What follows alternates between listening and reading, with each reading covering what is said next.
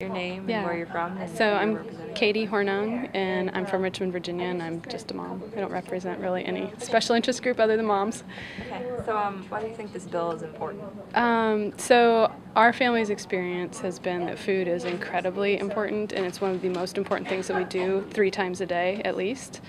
And our family's health has improved as we took better care of what food we were putting into our body. And for us, it wasn't just a matter of going organic, because that still allows a lot of things that happen as a part of a manufacturing process. We went straight to the farmers, and after a couple of years, we were able to heal our youngest off of an autism spectrum disorder diagnosis, and we're still working with the older one, but she had an ADHD diagnosis, and she's also doing a whole lot better. And it's about getting it clean. It's about the animals having a good life. It's about us then being able to have really clean foods, and then it's about the health of the family. And if we don't have really healthy, sustainable farming at a small scale that we can go to for this type of thing, then I don't know what we do as a country, because if you just have large farms that you don't have any transparency to what their methods are and whether or not they're feeding soy. Soy was an important thing for us to take out. We're really only going to be able to know that if we're going directly to a farmer and asking them, what are you feeding and how are you caring for these birds? Are they,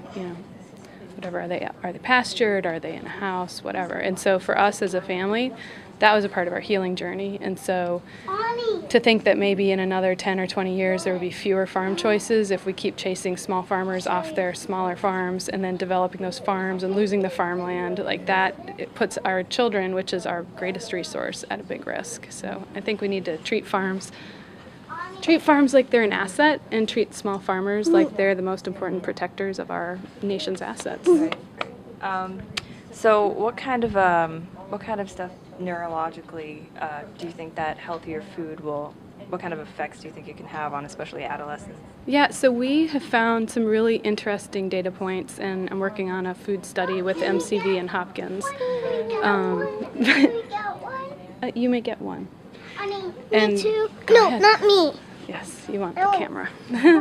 We found some interesting data points where things like raw camel's milk has made a huge difference, especially for my older daughter. It helps with her ability to focus. It helps bring down her allergies and her immune system when it's hyperreacting to things. So it's been incredible to me when we first thought about trying it that we were scared, because it's a food product, and some of the things that I used to just give them antibiotics or whatever without even thinking twice. And now, we do something like a raw camel's milk, which sounds crazy because we're from a country where camels are not indigenous, but it turns out it was such a saving grace, and it really helped a lot. And it's just a food product, and it's healthy. And that's the dog that... You're interrupting. But yeah, so for us, we've really found a lot of good data points. We found, I have a friend who was feeding her daughter organic chicken, but there's a lot of chemicals that can be used in the processing. And as soon as she switched to just a farmer's market chicken that was just, it was processed and frozen immediately, as soon as she switched to that, all of a sudden her daughter's hyperactivity started decreasing. So her daughter was obviously reacting to chemicals that had been in the chicken. So when you dial down your child's diet so specifically that you can tell little differences here and there, that's when you start to see the importance of the foods and the farming practices and even the things that they feed a chicken. Incredibly interesting. Thanks. What kind of things do you think, I'm sure if a lot of America does not know these things, most likely, do you think this bill and all the attention that this is getting in the media, do you think that will help expand knowledge of how this organic food can actually help child's health? I think the thing that's going to shake people the most is the continuing childhood medical issues that seem to be ramping up and all of that.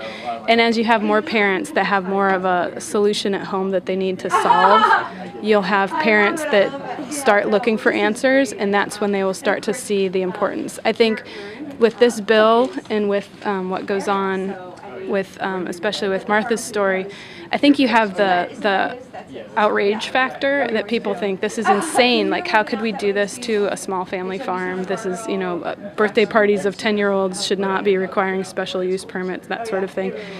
So I think you get that factor, but I think as far as consumers really understanding the importance of their food product, I think you have some consumers that maybe they were taught really well by their parents, and so they're already off on that path. But it seems like the young generation right now, the college kids, and I don't know what's driving it for them. Like for me as a mom, it's a kid that drives me. But with the college kids, they seem to really get it. So I think as we kind of age that group into their 20s and into their 30s, that's excellent, but we need things now, and it's good to have kind of an outrage story to really have people start understanding this is important. It's important not only from personal freedoms, but it's also really important to just the health of our country, because you can't do everything on an industrialized level, and when a family needs to know what's in the feed of the chicken, you need to have a small farmer nearby. Yeah.